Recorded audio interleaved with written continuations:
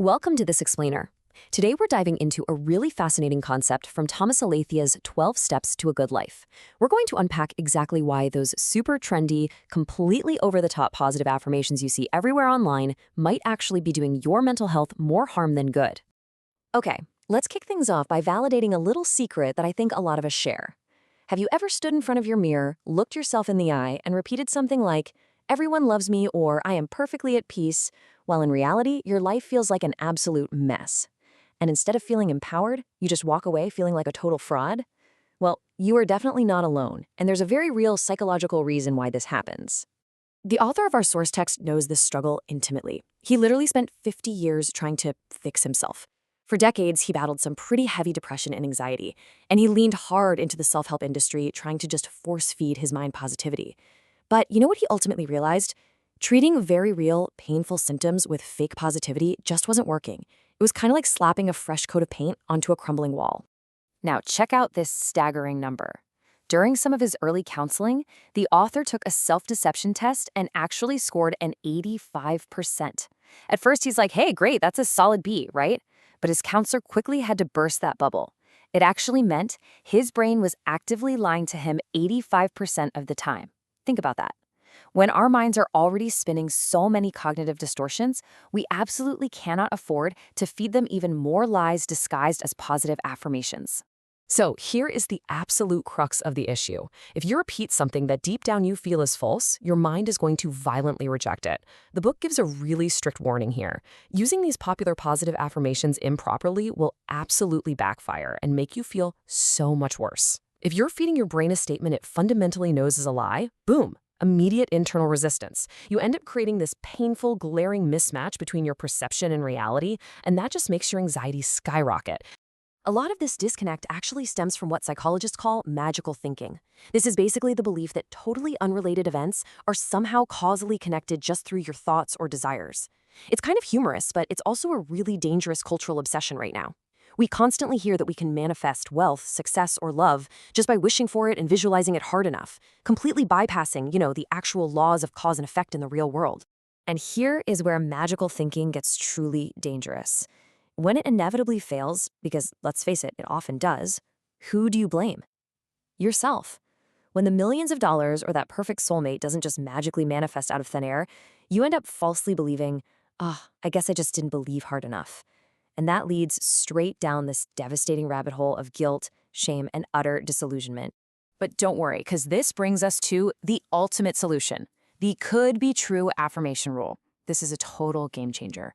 The strict rule of thumb is this: you should only use an affirmation if you genuinely believe it's true, or, and this is key, at least could be true. Otherwise, your brain is just going to reject it as a flat-out lie. You have got to ground your self-talk in reality, or at least plausible possibility, not in absolute fantasy. Let's look at how this plays out in real life. Say you're a pretty anxious person, and you try telling yourself, "I am always calm." What happens? Your brain immediately screams, "Liar." It creates instant conflict. But what if you tweak that statement just a little bit to, "Taking a deep breath helps me feel calm"? See the difference? That statement is believable. It's testable, it's grounded in a real action, and because of that, it completely bypasses all your mind's natural resistance. Let's look at one more example from the text. Say you struggle at parties. Instead of slapping on a paralyzing label like, "I feel awkward in social settings," or on the flip side, lying to yourself with, "I am the life of the party," shift it to an action-based effort. Try saying, "I will speak to at least one new person each week." Now that is a specific, actionable truth that your brain can actually accept and get to work on. All right, so to put this powerful concept into practice, the author lays out 3 really basic rules for crafting affirmations that actually work to shift your mindset in a healthy way. First, acknowledge and accept reality. Second, create specific, achievable actions. And third, reaffirm your goal. Let's just break these down really quickly so you can start using them. Rule number 1, acknowledge and accept reality. Look, you simply cannot build a better life on a foundation of fantasy. It's just not going to hold up. Honestly, acknowledging exactly where you are right now, even if it's super uncomfortable or difficult, creates a realistic, solid foundation for actual growth. It strips away all that magical thinking and lets you deal with what's actually sitting right in front of you. Moving on to rule number 2, create specific, achievable actions. Instead of affirming these massive, practically impossible end goals, you've got to break things down into manageable, practical little pieces. By affirming your positive efforts, like simply saying, I'm going to do my absolute best on this project today, you start to build genuine trust with yourself. You're affirming an action that you actually have direct control over. And rule number 3, reaffirm your goal. Consistency is absolutely crucial here. Regularly reaffirming these grounded, realistic goals keeps them front and center in your mind. Over time, it slowly but surely trains your brain to maintain a positive, reality-based mindset rather than demanding some kind of instant, magical transformation that, let's be honest, just isn't going to happen overnight. Now, as a quick side note, it's worth mentioning that affirmations can actually be highly effective in group settings. Think about a sports team chanting together in the locker room before a big game, or maybe a business team rallying on a Monday morning.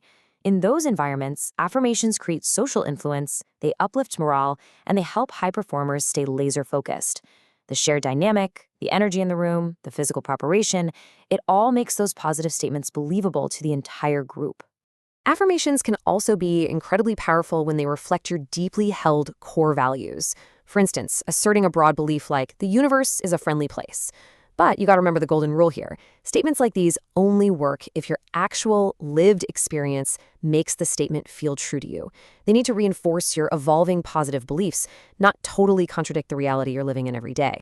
And here is a very strict warning straight from the author. Stop using affirmations that cause internal conflict. Period. If you're repeating a phrase and you suddenly feel a knot forming in your stomach, or it makes you squirm, or it triggers that little internal voice going, this really isn't true, you need to stop using it immediately. Seriously, do not double down on a lie because your brain will always, always win that fight. Ultimately, we really have to recognize that affirmations aren't some magic wish machine. They're just one single tool inside a much larger psychological toolbox. If you want real, lasting change, they need to be used alongside other reality-grounding practices that the book mentions, things like meditation, actively practicing thought stopping for negative spirals, and cognitive reframing. It's all part of a comprehensive system of self-care. I absolutely love this quote from the text, "You can pick roses, or you can pick weeds." It just perfectly summarizes the responsibility we have to our own minds. Sure, we can't always control every single automatic thought that pops into our heads, but we absolutely have the power to choose which thoughts we're going to cultivate. We can choose the ones that align with reality and support a better life, rather than watering the weeds of self-deception and toxic positivity. So as we wrap up this explainer today, I want to leave you with a little bit of a challenge. It is time to ditch the toxic positivity and start grounding your personal growth firmly in reality. Ask yourself, what truth will you affirm today? I want you to find an actionable, honest truth that you can actually genuinely believe in and let that realistic foundation guide your next steps forward. Thanks so much for diving into this source material with me.